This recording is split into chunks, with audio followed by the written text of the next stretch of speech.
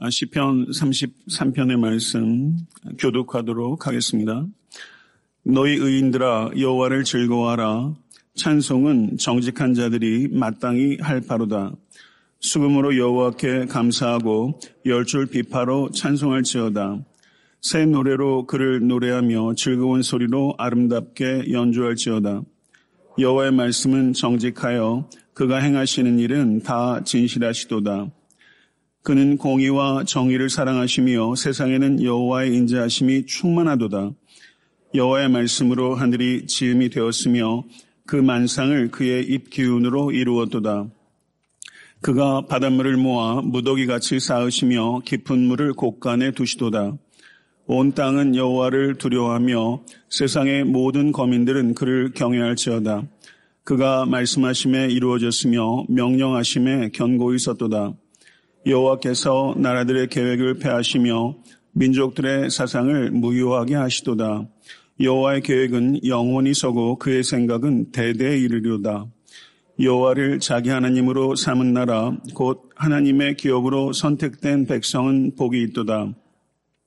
여호와께서 하늘에서 굽어보사 모든 인생을 살피시며 곧 그가 거하시는 곳에서 세상의 모든 거민들을 굽어 살피시는도다. 그는 그들 모두의 마음을 지으시며 그들이 하는 일을 굽어 살피시는 이로다.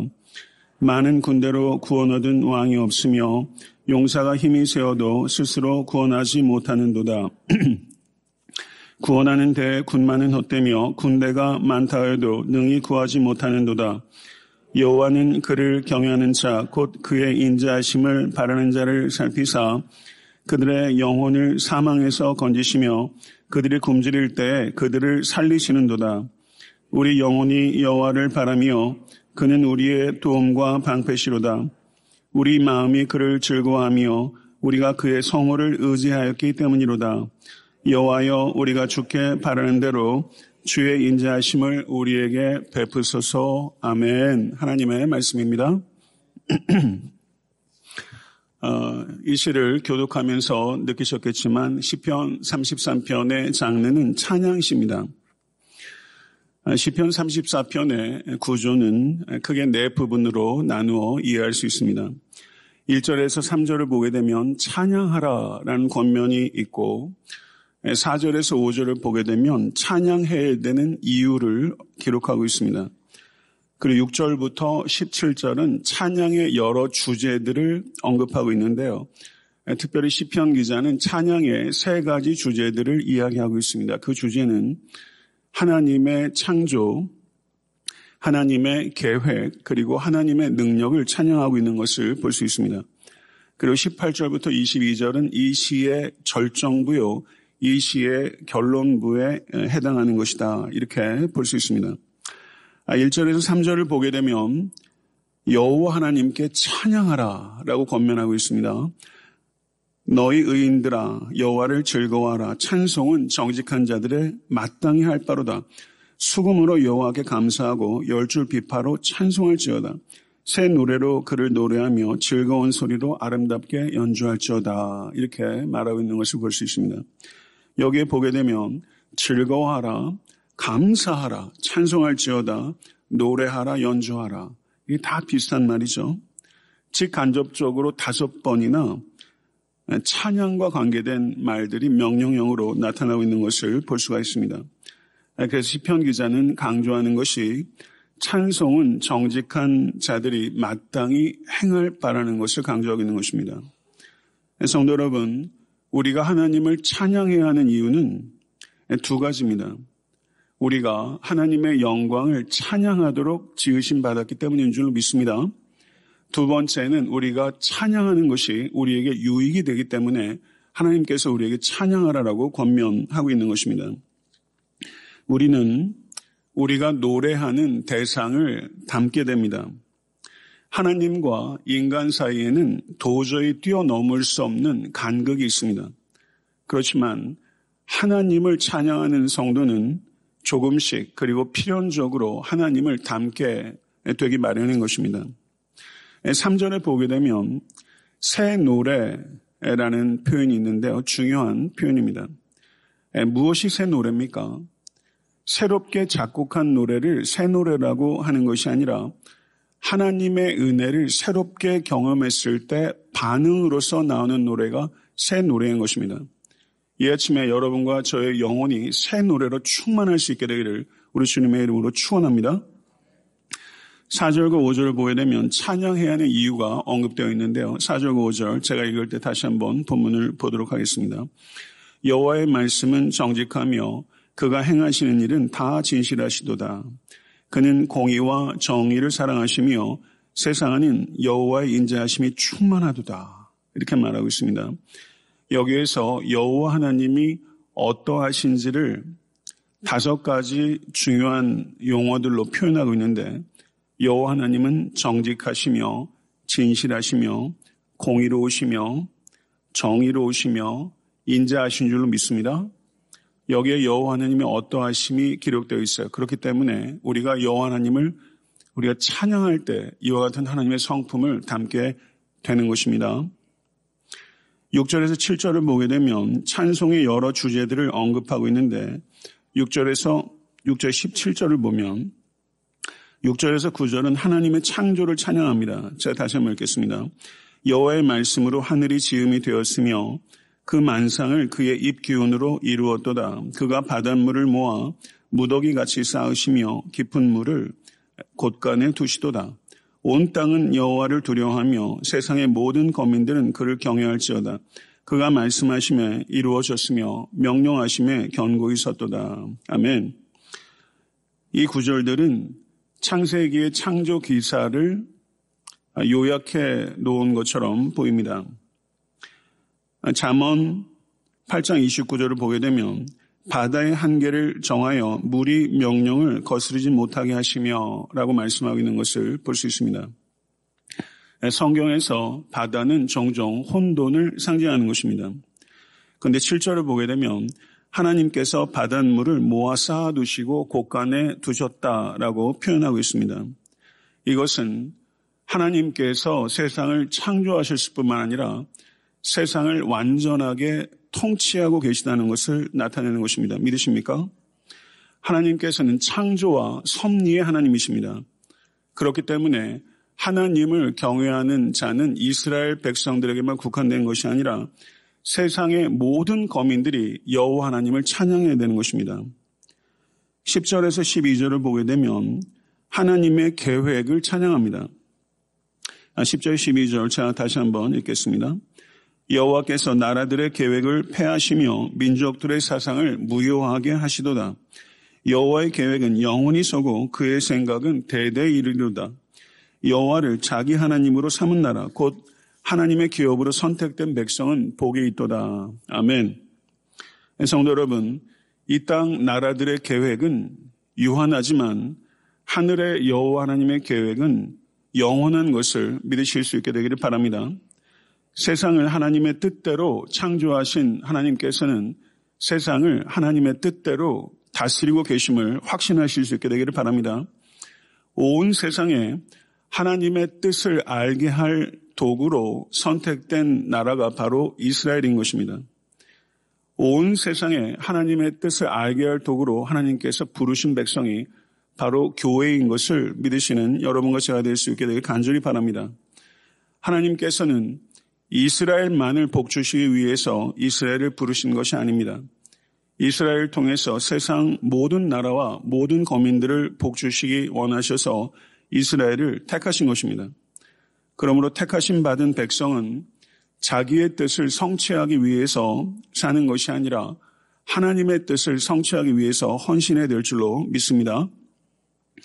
13절에서 15절 말씀을 보겠습니다. 여기에 보게 되면 하나님의 굽어 살피심을 찬양합니다. 13절에서 15절의 말씀을 다 같이 한번 읽어보도록 하겠습니다.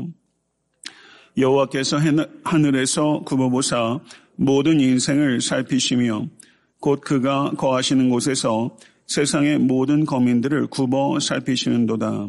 그는 그들 모두의 마음을 지으시며 그들이 하는 일을 굽어 살피시는 이로다. 아멘. 여기에서 반복되는 표현이 하나님께서 굽어 살피신다. 이런 표현이 3번 반복되고 계십니다. 하늘에 계신 하나님께서는 이 세상을 초월하고 계시는 하나님이십니다. 그런데 하늘에 계신 하나님께서는 이 세상을 굽어 살피시는 하나님이십니다. 하늘에 계신 하나님께서 각별한 주의를 가지고 이 세상 가운데 내재하시고 심지어 하나님의 아들이신 예수를 성육신하셔서 이 세상 가운데 보내주신 하나님이십니다. 성도 여러분, 여러분과 제가 세상의 근심 걱정으로부터 자유할 수 있는 참된 근거는 하늘에 계신 초월하신 하나님께서 이 세상을 그리고 여러분과 저를 굽어 살피고 계시다는 확신에서 근거하는 것입니다. 이것을 진실로 믿으실 수 있게 되기를 간절히 축원합니다. 15절의 말씀을 다시 한번 보도록 하겠습니다. 그는 그들 모두의 마음을 지으시며 그들이 하는 일을 굽어 살피시는도다. 믿으십니까? 이것을 진실로 믿으실 수 있게 간절히 축원합니다. 하나님께서 굽어 살피시는 것이 우리들의 마음과 우리들이 하는 일을 굽어 살피신다는 것입니다. 우리의 마음과 행동을 살피시는 하나님 앞에서 삶을 경건하게 이끌어가는 성령의 사람들이 될 수 있게 되기를 간절히 축원합니다. 16절에서 17절은 하나님의 힘을 찬양합니다. 16절과 17절의 말씀을 같이 한번 읽어보도록 하겠습니다. 많은 군대로 구원 얻은 왕이 없으며 용사가 힘이 세어도 스스로 구원하지 못하는도다. 구원하는데 군만은 헛되며 군대가 많다 하여도 능히 구하지 못하는도다. 아멘. 성도 여러분, 승리는 우월한 숫자나 우월한 무장으로부터 나오는 것이 아니라 오직 하늘에 계신 하나님 아버지를 전적으로 믿을 때 주어지는 것이라는 것을 결코 잊지 않으실 수 있게 되길 간절히 바랍니다. 믿음의 싸움을 하십시오. 믿음의 싸움이 없기 때문에 믿음의 승리가 없는 것입니다. 야고보서 4장 7절은 마귀를 대적하라 그리하면 너희를 피하리라 라고 말씀합니다. 디모데전서 6장 12절은 믿음의 선한 싸움을 싸우라 영생을 취하라 이를 위하여 내가 부르심을 입었고 많은 증인 앞에서 선한 증거를 증거하였도다. 믿으십니까? 사랑하는 성도 여러분, 믿음의 선한 싸움을 하시고 큰 승리를 경험하는 모든 성도와 교회가 될 수 있게 되기를 간절히 소원합니다. 이제 시의 절정이자 결론부에 도착했습니다. 새벽 예배 22절을 다 이렇게 내용적으로 설명하는 것은 굉장히 함축적으로 제가 이야기를 해야 되는데요. 잘 따라오고 계신 줄로 믿습니다. 18절을 보게 되면 여기에 생략되어 있는데 성경 원어상으로는 보라라는 말이 거기 언급되어 있는 것입니다. 시편 기자는 18절에서 보라라고 말하면서 분위기를 환기시키고 이 시를 읽는 모든 회중들의 집중을 요청하고 있는 것이죠. 근데 18절부터 22절을 다시 한번 주의 깊게 읽어보도록 하겠습니다. 18절부터 22절입니다. 여호와는 그를 경외하는 자, 곧 그의 인자하심을 바라는 자를 살피사 그들의 영혼을 사망에서 건지시며 그들이 굶주릴 때 그들을 살리시는도다. 우리 영혼이 여호와를 바라며 그는 우리의 도움과 방패시로다. 우리 마음이 그를 즐거워하며 우리가 그의 성호를 의지하였기 때문이로다. 여호와여 우리가 주께 바라는 대로 주의 인자하심을 우리에게 베푸소서. 아멘. 이렇게 말하고 있죠. 여기서 보게 되면 중요한 단어가 이 마지막 절정부를 제일 앞과 제일 마지막에 싸고 있는 것을 볼 수 있습니다. 18절에 있는 단어 그리고 마지막 22절에 있는 단어 공통된 단어가 뭐죠? 인자하심. 인자하심이 히브리어로 헤세드입니다. 헤세드. 찬양의 이유를 4절과 5절에 얘기할 때 그때도 여호와 하나님의 정직하심, 진실하심, 정의, 공의, 그리고 인자하심 이렇게 하나님의 5가지 성품을 이야기했는데요. 지금 이 시의 절정부에서도 여호와 하나님의 인자하심을 이야기하고 있어요. 그래서 이 시의 가장 핵심적인 단어는 여호와 하나님의 인자하심이라고 말할 수 있는 것이죠. 여기에서 18절의 말씀, 여호와를 경외하는 자, 곧 그의 인자하심을 바라는 자를 살피사 이렇게 번역되고 있는데 실제 성경 원어에 입각해서 번역을 하면 여기는 이렇게 번역할 수 있습니다. 여호와의 눈이 그를 경외하는 이들과 그의 인자하심을 기다리는 자 위에 있도다. 이렇게 번역하고 있어요. 여호와의 눈이 그를 경외하는 이들과 그의 인자하심을 기다리는 자 위에 있도다. 성도 여러분, 누가 믿는 사람입니까? 저는 시편 33편 18절이 믿는 자가 누구인지에 대한 가장 탁월한 정의 가운데 하나로 생각합니다. 저를 한번 따라해 보시죠. 믿음은 여호와 하나님을 경외하며 그의 인자하심을 기다리는 것이다. 이렇게 정의할 수 있겠죠. 믿음은 여호와 하나님을 경외하며 그의 인자하심을 기다리는 것이다. 사랑하는 성도 여러분, 이 자리에 계신 모든 성도 한 분 한 분의 영혼과 삶 위에 The eyes of the Jehovah, The eyes of the Jehovah, 여호와 하나님의 눈이 항상 임할 수 있게 되기를 우리 주 예수 그리스도 이름으로 간절히 축원합니다. 말씀을 맺고자 합니다. 하나님의 계시와 하나님의 역사에 대한 최초의 그리고 최고의 반응은 항상 찬양 이후에 될 줄로 믿습니다. 우리는 우리가 노래하는 대상을 닮아가는 것입니다. 우리가 노래할 때 여호와 하나님께서 영광 받으시며 우리가 노래할 때 우리가 노래하는 여호와 하나님을 더욱 닮게 됨으로 하나님께 더 큰 영광을 돌리게 될 줄로 믿습니다. 매 순간 새 은혜를 사모하십시오. 새 은혜로 충만해져서 여러분과 제가 새 노래를 부르는 사람 될 수 있게 되기를 간절히 축원합니다. 하나님을 아는 참된 지식이